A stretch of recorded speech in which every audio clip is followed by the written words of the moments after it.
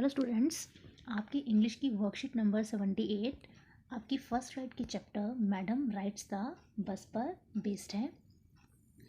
आपको सबसे पहले क्वेश्चन नंबर 1 दे रखा है जिसमें आपको बोल रखा है read the extract given below and answer the questions that follow.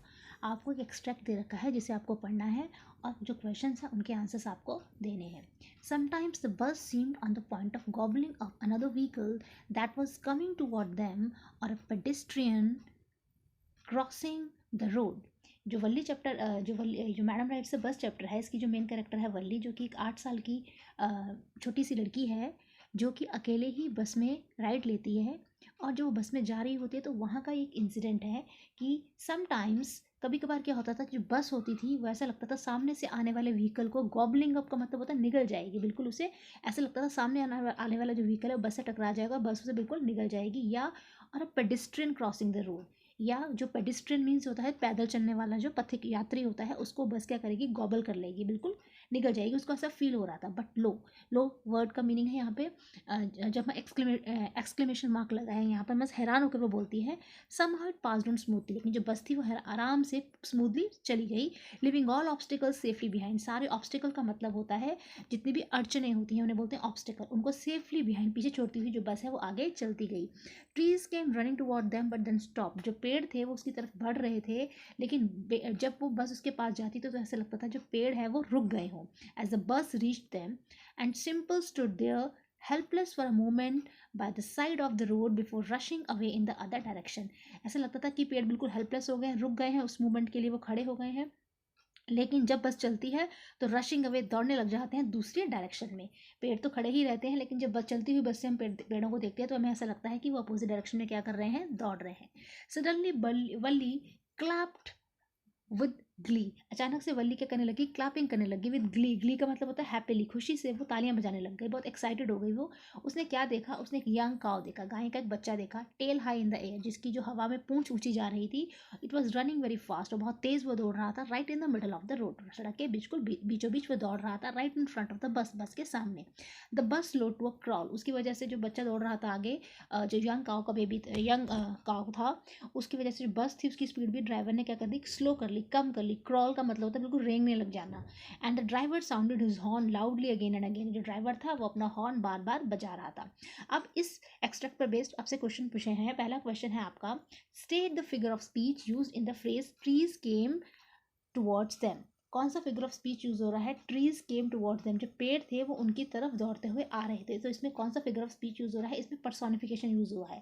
जो ट्रीज होते हैं उसको एज अ पर्सन दिखाया गया है, एज अ ह्यूमन बीइंग दिखाया गया है, तो इसका आंसर है सी, पर्सोनिफिकेशन। सेकेंड है choose the option that choose the option that list the set of statement that are not true. अब आपको बहुत सारी स्टेटमेंट दे रखी है और आपको जो सही नहीं है, नॉट ट्रू है, उनको क्या करना है, चूज करना है। तो सबसे पहले स्टेटमेंट पढ़ते हैं, the bus passed on smoothly living all the obstacle behind, जो बस है वो स्मूथली आगे बढ़ रही थी, सारे ऑब्स्टिकल, सारी मुसीबतों अड़चनों को पीछे छोड़ती हुई, तो ये ट्रू है। सेकेंड है the driver honked at the cow when she obstructed its way, जब गाय का जो बच्चा था वो बस के सामने आया तो ड्राइवर ने हॉन्ग का मतलब होता है हॉर्न बजाया, जब गाय के बच्चे ने ऑब्स्ट्रक्ट का मतलब होता है उसका रास्ता रोका, तो ये भी ट्रू है।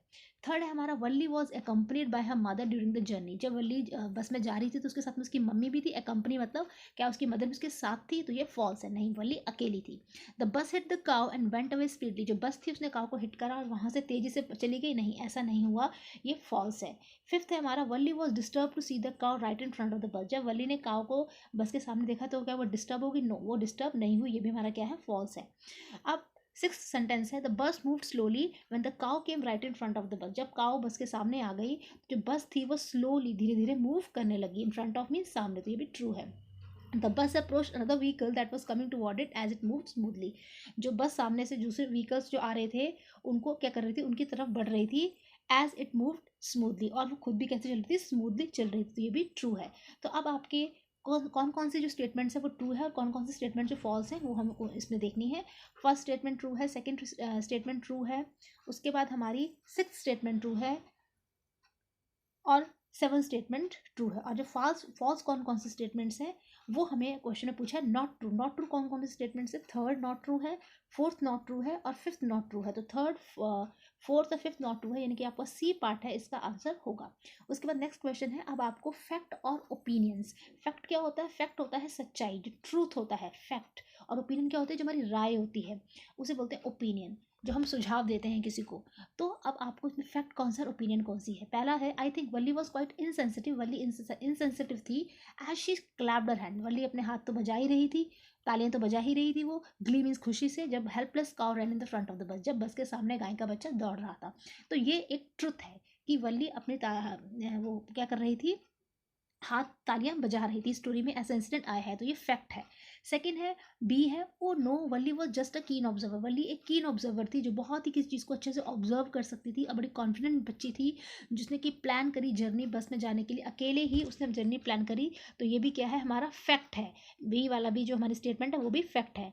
Now we come to the part C. C कहता है इवन, जो हमारा सी पार्ट है उसमें बोला गया है even I feel that it was sheer innocence on the part of the Valli. Valli की बड़ी बहुत ही मासूमियत थी, इनोसेंस थी, that made her happy on witnessing a running cow. जब उसने दौड़ते हुए बच्चे को देखा तो इतनी मासूम थी कि वो खुशी से हंसने लग गई, वो हैप्पी हो गई। तो ये एक ओपिनियन है। और डी है नेवरदलेस वल्ली वॉज हैप्पी। चाहे वल्ली खुश भी थी और फिल्ड विद एक्साइटमेंट भी थी, while she witness the running cow.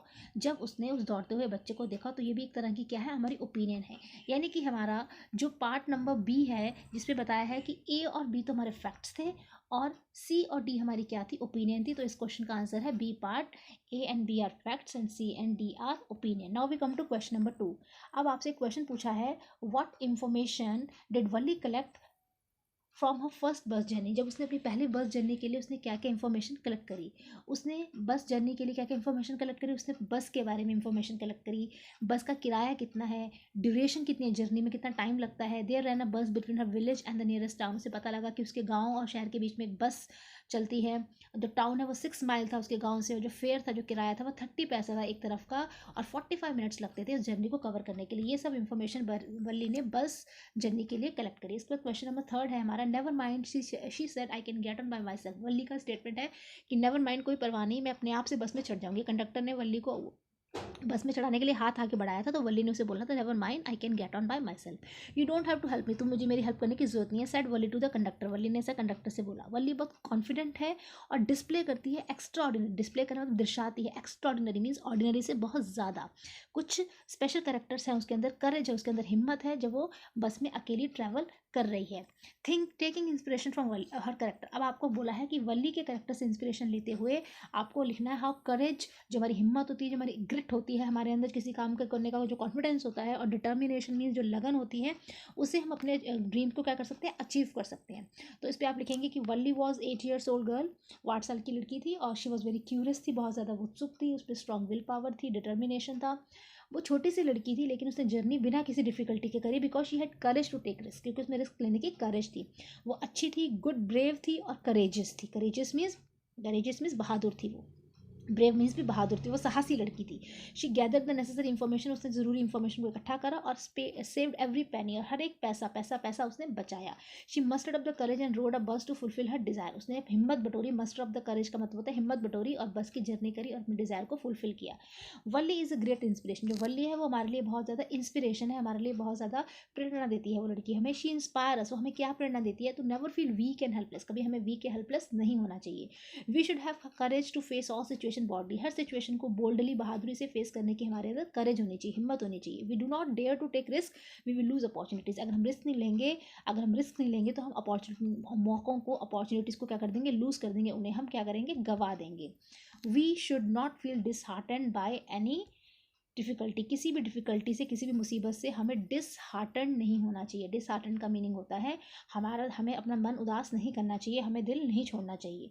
तो इस तरह से जो वल्ली के कैरेक्टर से हमने क्या क्या इंस्पिरेशन लिया वो हमने क्वेश्चन नंबर 3 में डिस्कस करा। और उससे पहले क्वेश्चन नंबर 2 में पूछा गया था कि वल्ली ने क्या क्या इन्फॉर्मेशन कलेक्ट करी। उससे पहले जो क्वेश्चन था वो फैक्ट्स और ओपिनियन पर बेस्ड था। फैक्ट मीन जो ट्रुथ था चैप्टर के अकॉर्डिंग, ओपिनियन मीन जो राय थी।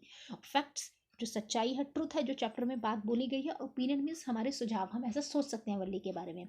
उसके बाद अब उससे पहले जो आपका जो क्वेश्चन था वो था आपको नॉट टू स्टेटमेंट चूज़ करनी थी। उससे पहले वाला क्वेश्चन आपका फिगर ऑफ स्पीच पर था, जिसमें ट्रीज़, दौड़ते हुए ट्रीज़ को कौन सा फिगर ऑफ स्पीच यूज़ किया गया, पर्सोनिफिकेशन यूज़ किया गया। इस तरह से जो आपका chapter number madam rights the bus पे बेस आपकी जो इंग्लिश की वर्कशीट नंबर 78 है, यहाँ पर आकर वो कंप्लीट हो जाती है।